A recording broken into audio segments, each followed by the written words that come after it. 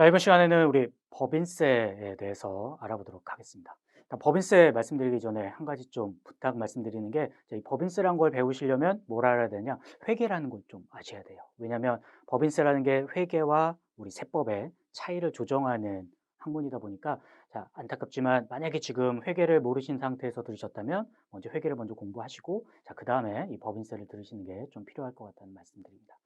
자, 그럼 법인세가 뭐냐? 우리 간단하게 얘기하면 우리 뭐 LG전자, 뭐 삼성전자, 뭐 하이닉스, 자, 이런 회사들 있죠. 자, 이런 회사들이 영업을 통해서 이제 돈을 벌면, 자, 그 돈에 대해 그 벌어들인 이익에 대해서 일부분만큼 세금으로 좀 내줘라고 해서 국가가 하고 있고요. 그래서 회사들이 벌어들인 이익에 대해서 그럼 얼마만큼의 세금을 내야 될지, 자, 그걸 계산하는 부분이, 그걸 다루는 부분이 이 법인세라고 보시면 됩니다. 예를 들어서 뭐 100억의 이익을 벌었으면, 자, 100억 이익의 10%만큼 해서 10억을 세금으로 내세요라고 하는 걸 배우는 게 우리 법인세가 되죠.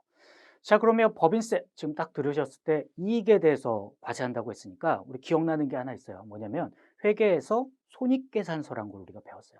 손익계산서를 배우면 그 회사가 벌어들인 이익이라는 게 손익계산서에 계산이 돼 있으니까, 자, 그럼 손익계산서상 이익에다가 뭐 예를 들어서 10% 곱해서 법인세를 낼게요. 자, 이렇게 하면 정말 쉬울 것 같은데, 안타깝지만 우리 손익계산서에서 계산하는 이익하고 세법이 생각하는 세금 과세하는 소득 금액이 다릅니다. 안타깝게도 그게 달라서 어쩔 수 없이 이 둘 사이에 차이를 조정할 수밖에 없어요. 그래서 법인세에서 배운 대부분은 뭐냐면 이 회계상의 이익하고 세법상의 소득 금액 간의 이 차이가 어떤 게 있는지, 그 금액을 어떻게 조정할 건지 배우는 거라고 보시면 됩니다. 자, 한번 예를 좀 들어보죠. 도대체 뭐 어떤 것들이 그렇게 차이가 있습니까? 라고 생각하실 텐데, 자, 예를 들어서 접대비를 한번 생각해 보세요. 자, 우리는 접대비를 쓰면 회계에서는 비용으로 잡습니다. 자, 회계에서는 비용으로 잡았지만 세법이 생각할 때는요, 접대비라는 비용이 좋은 비용인가? 라고 생각해 봤더니 세법은 그렇게 좋은 비용이 아니에요. 그러면 회계상 아무리 접대비를 지출했다 하더라도 세법은요, 일정 한도까지만 세금 계산할 때 비용으로 빼주고요. 그 한도 이상 지출한 접대비가 있다고 하면 세금 계산할 때는 비용을 안 빼줘요.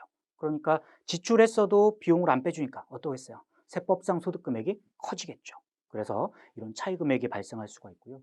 또 예를 들어서 뭐 AS 충당부채, 판매보증 충당부채를 보죠. 우리 회계에서는 어떻게 하나요? AS라는 걸, 내가 물건을 팔았어요.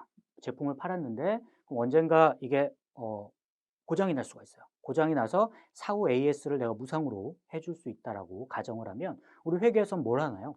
AS를 실제 할 때 비용 잡는 게 아니고요. 자, 일단 내가 제품을 팔았으면 미래에 내가 지금 판매한 제품에 대해서 미래에 AS가 들어올 걸 미리 예상을 해요. 예상을 하고, 자, 그럼 미래에 발생할 금액을 미리 제품을 판매한 시점에서 미리 비용을 한번 잡아볼게요 라고 하는 게 판매보증 충당부채의 개념이죠. 하지만 세법은 이런 개념이 전혀 없습니다. 세법은 항상 확정된 거에 대해서만 세금을 과세해요. 그러다 보니까 판매보증 충당부채라는 이 비용 자체는 미래에 발생할 때 실제 AS 해줄 때 비용인 거지, 세법 생각에서 지금 충당부채 잡은 금액은 세법은 손금이 아니라고 생각하기 때문에, 자, 세금을 계산하는 과세 대상 소득금액 계산할 때는 판매보증 충당부채도 고려를 안 하게 되는 거죠. 자, 지금 제가 두 가지 예를 들었지만 이런 식이에요. 회계상의 이익이 있지만 세법이 생각할 때 세금을 과세하는 소득금액 계산할 때는 이 차이 금액들이 발생할 수밖에 없고요. 자, 그 차이를 어떻게 조정하는지, 어떤 항목을 조정하는지, 뭐 얼마를 조정하는지, 자, 이 항목을 배우는 것들이 우리 법인세에서 배우는 거라고 생각하시면 되겠습니다. 자, 우리 슬라이드에서 보시면 알겠지만, 그래서 우리 왼쪽 편에 보면 기업 회계상의 수익과 비용, 자, 이게 있어서 당기순이익이라는 게 계산이 돼 있고요. 자, 오른쪽 화면에 보면 세무회계라고 해서 입금, 송금해서 각 사업연도 소득금액이라고 써 있어요. 자, 일단 명칭 자체도 많이 생소하실 텐데, 자, 우리 회계에서는 수익을 수익이라고 부르지만 세법은요, 이 수익에 해당하는 걸 입금이라고 부르고요. 우리 회계에서 비용이라고 부르는 거를 세법은 손금이라고 부릅니다. 일단 명칭이 좀 다르고요.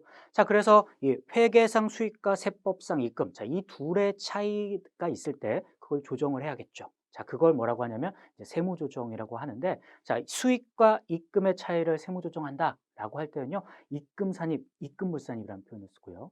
자, 회계상 비용과 세법상 송금의 차이를 조정할 때는 송금산입, 송금불산입이라는 용어를 사용합니다. 상당히 생소하시죠? 처음 듣는 용어라. 하지만 이 과정을 조금 끝까지 한번 들으시다 보면 너무 당연해지실 거예요. 하지만 지금 처음 들으실 땐 상당히 생소하게 다가오실 겁니다. 자, 그럼 예를 들어 보면, 자, 회계상에서는 수익을 안 잡았어요. 근데 세법이 생각할 때는 이건 지금 입금을 잡아야 될 것 같은 거예요. 자, 이럴 때 뭐라고 하냐면 입금 산입한다라고 저희가 부릅니다. 자, 회계에서는 수익을 안 잡은 거예요. 근데 세법이 생각할 때는 입금이 있어야 되는 거예요. 그럼 입금으로 추가로 넣어줘야 되죠. 그래서 그걸 입금 산입한다라는 표현을 쓰고요. 자, 회계에서는 수익을 잡았어요. 하지만 세법이 생각할 때는 입금이 아닌 거예요. 자, 그럼 어떻게 해야 돼요? 입금을 빼내야 되죠. 입금을 빼내야 되니까 그때는 입금 불산입한다라는, 이 표현도 상당히 좀 생소하실 텐데 조금 이게 시간이 지나시면서 익숙해지셔야 될 것 같아요. 자, 그러면 비용과 송금 측면에서도 보죠. 자, 회사에서는 비용을 안 잡았어요. 하지만 세법이 생각할 때는 이거 무슨 소리야? 이거 올해 송금으로 먹을 수 있어. 라고 하면 뭐 하겠어요? 네, 송금으로 넣어줘야 되죠. 그런 걸 송금 산입한다라고 하고요. 자, 회사에서는 비용을 잡았어요. 하지만 세법이 생각할 때는 송금이 아닌 거예요. 자, 그럼 어떻게 해야 돼요? 네, 송금을 불산입한다. 송금에 빼는 거니까 송금 불산입한다라는 표현을 씁니다. 자, 예를 한번 들어보죠. 첫 번째 있는 예를 한번 들어볼까요? 회계에서는 외상 매출 100을 수익으로 계상하지 않았대요. 자, 외상 매출을 했건 현금 매출을 했건 뭐 해야 돼요? 네, 수익으로 잡아야죠. 그러면 회계상으로 수익을 잡아야 되는데 회계가 수익으로 안 잡았어요. 근데 세법이 생각할 때는요. 외상 매출이건 현금 매출이건 세법도요. 입금이라고 생각을 해요. 자, 그러면 입금에 해당하는 항목인데 장부상에, 그러니까 회계상에 우리가 수익으로 안 잡았죠. 그러면 뭘 해야 돼요? 입금으로 넣어줘야죠. 자, 이럴 때 뭘 하는 거예요? 입금 산입이라는 세무조정을 해서 회계상에는 수익을 안 잡았으니까 소득이 작게 잡혀 있는데 세법 생각에는 입금을 잡아서 그만큼의 소득이 늘어나서 이거만큼은 올해 법인세 좀 내야겠어. 그러니까 세법 과세 대상이 되는 소득을 계산할 때는 추가적으로 뭔가 더해주는 조정을 하게 되는 거죠. 그게 입금 산입이라는 세무조정입니다. 자, 두 번째를 보면 선수금 100을 회사가 매출로 잡았대요. 자, 여러분 선수금은 뭐예요? 내가 나중에 내가 나중에 뭔가 재화를 제공할 거기 때문에 또는 용역을 제공할 거기 때문에 아직까지는 수익이 아니고요. 어느 날 내가 실제 재화나 용역을 공급할 때 매출로 잡히는 애들이 선수금이에요. 그러니까 나는 지금 돈만 받았을 뿐이지 어떤 재화나 용역도 공급하지 않았기 때문에 자, 선수금이란 걸 받았어요. 자, 그때까지 뭐로 잡아야 돼요? 우리 회계상으로 부채를 잡아줘야죠. 부채. 자, 그래서 선수금이란 거는 부채를 잡아야 되는데 회사가 지금 장부에다가 얘를 뭐로 잡았대요? 수익으로 잡았대. 자, 회계상 수익 잡았어요. 하지만 세법이 생각할 때요. 세법도 선수금을 받은 건 입금이 아니에요. 자, 세법이 봤을 때는 입금이 아니에요. 근데 장부에다가는 수익이 잡혀 있어요. 자, 그러면 장부상 잡혀 있는 수익을 빼야죠. 세금 계산할 때는 그 금액만큼 줄어들어야죠. 과세 대상 소득이. 자, 이럴 때 뭐 한다고요? 입금 불산입한다라는, 입금 불산입 세무조정을 한다라고 하는 겁니다.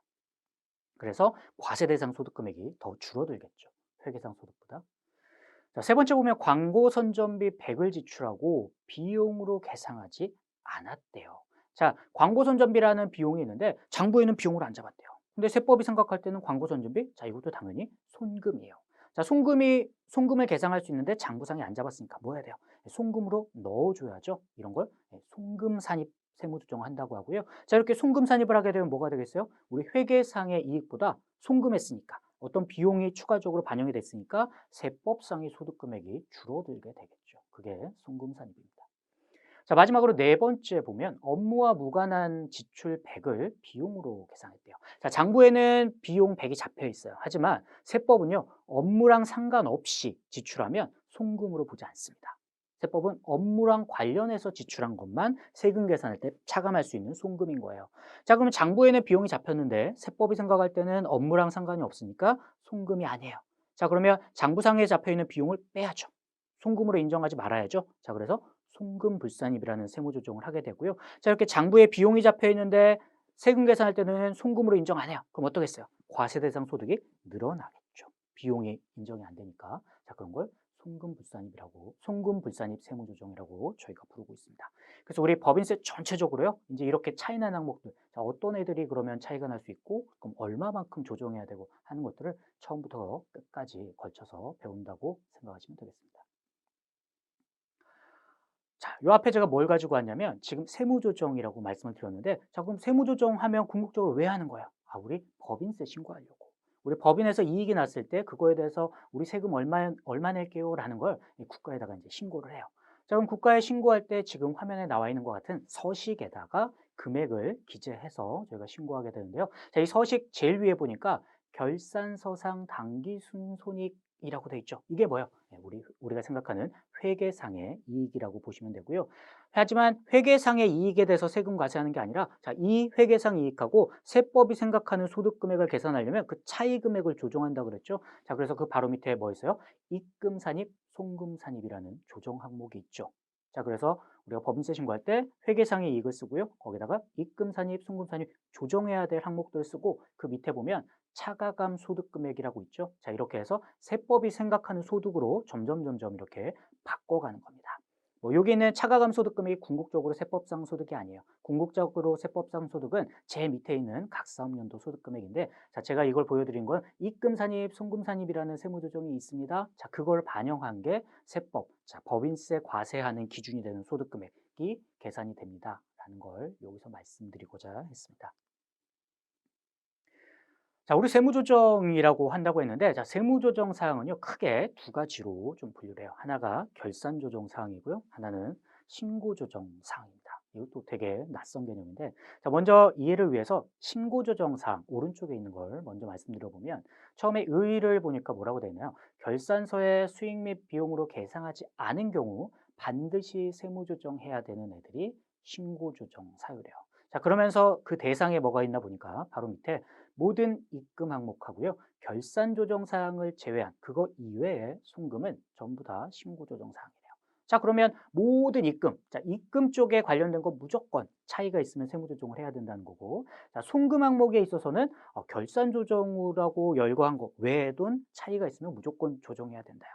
자, 그러면 이제 저희가 알아야 될 건 도대체 그럼 결산 조정 사항이 뭐길래 얘만 조금 독특하게 다루고 있느냐라는 걸 좀 아셔야 될 텐데요.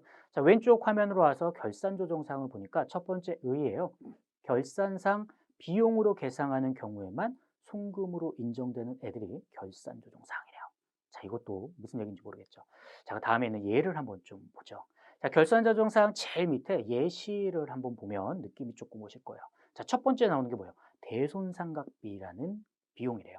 자, 대손상각비가 뭐예요? 우리 채권이 있어요. 또는 뭐 대여해준 대여금이 있어요. 근데 이게 못 받을 것 같아. 자, 못 받을 것 같아서 아직 대손이 확정되지 않았지만 나중에 이거 못 받을 것 같으니까 미리 한번 비용으로 잡아볼까요? 라고 하는 게 대손상각비죠. 자, 그럼 대손상각비의 성격을 보니까 이게 외부와의 어떤 거래가 있어서 실질적으로 확정이 팡 된 건가요? 아니면 회사 내부적으로 그냥 우리 내부적으로만 이거 못 받을 것 같은 거 얼마네? 라고 해서 계산해 가지고 잡는 건가요? 그쵸. 이거는 그냥 회사 내부적으로 하는 거예요. 어떤 외부와에 있는 거래가 아니에요. 자, 그러다 보니까 뭐라 그랬어요? 다시 이전 화면으로 가보면 결산조정사항 제일 위에 의의를 한번 봐보세요. 자, 결산상 비용으로 계상하는 경우에만 송금으로 인정된다. 즉, 대손상각비라는 건요, 외부와의 거래가 있는 것이 아니기 때문에 뭘 해야 돼요? 회사가 내부적으로 일단 잡아줘야 돼. 내부적으로 장부에다가 대손상각비라는 비용을 잡았어야 세법이 봤을 때, 그래, 도 대손상각비 잡았으면 이거를 세법상 송금으로 인정하지 말지를 결정을 하는 건데, 만약에 회사가 대손상각비를 장부에다가 안 잡았어요. 자, 장부에도 안 잡았는데 세법에 와서 이거 비용 먹을 수 있는데 송금 먹을 수 있는데 왜 장부에 안 잡았어요? 이렇게는 안 한다는 거예요. 즉 외부와의 거래가 없기 때문에 회사가 적극적으로 장부에 잡았을 때만 그래 잡았어? 그러면 세법이 생각하는 한도까지만 그 이내에서만 한번 송금으로 잡을지 안 잡을지 한번 검토는 해볼게 라고 하는 항목들이 결산조정 사항이라는 거죠. 한 가지 예를 더 들어보죠. 재고자산 평가 손실이요. 자, 재고자산 우리가 판매하는 제품이 있는데 좀 시중에서 판매하는 판매 가격이 팍 떨어졌어요. 팍 떨어져서 유행이 지나서 팍 떨어져 버렸어요. 자, 그럼 우리 회계에서 뭐 하나요? 이렇게 우리가 팔고 있는 제품의 시가가 팍 떨어지면 이거 재고자산 감액하셔야겠네요. 그래서 평가 손실 좀 잡으셔야겠어요. 라고 하죠. 그래서 장부상에 원래 뭐 우리 회사의 재고가 뭐 1,000만 원이 잡혀 있었는데 좀 시세가 떨어져서 시가가 떨어져서 지금 순실현 가능 가격을 따져보니까 한 600만 원밖에 안 된다는 거예요. 그럼 회계에서는 뭐예요? 1,000만 원이라고 잡혀 있지만 실질적으로 시가가 600만 원이라고 하면 400만 원만큼 뭘 잡겠어요? 평가 손실을 또 잡는 거죠. 자, 그럼 이 재고자산 평가 손실이란 걸 볼 때 외부와의 거래가 있었나요? 없어요. 그냥 회사 내부적으로 이거 얼마나 떨어졌지? 라고 계산해 보고 회사 자체적으로 잡는 비용이기 때문에 자, 세법이요. 설사 이 재고자산 평가 손실이 세법상 인정한다고 하더라도 회사가 장부에 잡았으면 그래 그러면 인정할지 말지 생각해 보겠지만 회사가 장부에도 안 잡았어요. 평가 손실을. 그렇다고 세법이 이걸 "야 이거 왜 송금 안 먹니? 먹어야지." 라고 인정하지는 않겠다라는 거예요. 하나만 더 볼까요? 그 밑에 있는 감가상각비. 감가상각비 먼저 봐 보면 감가상각비라는 게 뭔지 아시죠? 우리가 유형자산을 만약에 샀어요. 자, 유형자산을 사면 만약에 1억 주고 샀다. 자, 그럼 1억 이라는 돈이 나가는 순간 비용을 잡나요? 아니야. 왜 그래요? 자, 유형자산이란 건 왜 사요? 우리가 사업에 사용하려고 사죠. 그러니까 1억을 지출하고 샀을 때 지출한 비용 1억이 바로 비용이 아니라 이걸 사업에 사용하는 기간 동안에 걸쳐서 비용으로 계상하겠다라는 게 우리 감가상각비의 개념이죠. 자, 그러면 세법의 생각도요. 자, 일단 돈이라는 거는 내가 1억을 살 때, 유형자산을 살 때 이미 지출을 했지만, 자, 얘를 장부상에다가 비용을 태워가는 거는 누가 하는 거예요? 회사가 감가상각비라는 비용을 내부적으로 잡았을 때 인정할지 말지를 결정하는 거기 때문에, 자, 감가상각비도 뭐예요? 외부와의 거래는 이미 살 때 있었어요. 내가 이걸 1억 주고 살 때 외부와의 거래는 있었던 거고, 자, 이걸 장부상에다가 그럼 감가상각비로 감가상각비란 비용으로 잡는 건 회사가 내부적으로 결산을 할 때 잡는 거라는 거죠. 자, 그래서 이 감가상각비도 뭐라고요? 회사가 장부상에 잡았을 때는 그럼 세법이 생각하는 한도 내에서 인정할지 말지를 결정하겠지만, 회사가 장부에 안 잡았을 때는요, 우리는 모르겠다는 거죠. 세법은 송금 인정을 안 하겠다라는 게 결산조정사항이라고 보시면 됩니다. 자, 그래서 다시 한번 이 정의만 보고서 말씀을 드려보면, 결산조정사항은 결산상, 즉 장부에다가 비용으로 계상하는 경우에만 송금으로 인정이 될 수 있는 애들이고요. 그 오른쪽에 신고조정사항은 결산서에 수익이나 비용으로 계상하지 않으면 반드시 입금산입, 입금불산입, 송금산입, 송금불산입이라는 세무조정을 해야 하는 항목들이 신고조정 사항이고요. 그럼 돌려서 얘기하면 이제 뭐만 기억하면 돼요? 모든 대부분의 세무조정은 신고조정 사항인데 누가요? 결산조정이라고 해서 장부에다가 비용 잡았을 때만 인정할지 말지를 따지는 것들이 있더라. 근데 얘들 대부분은 뭐였다?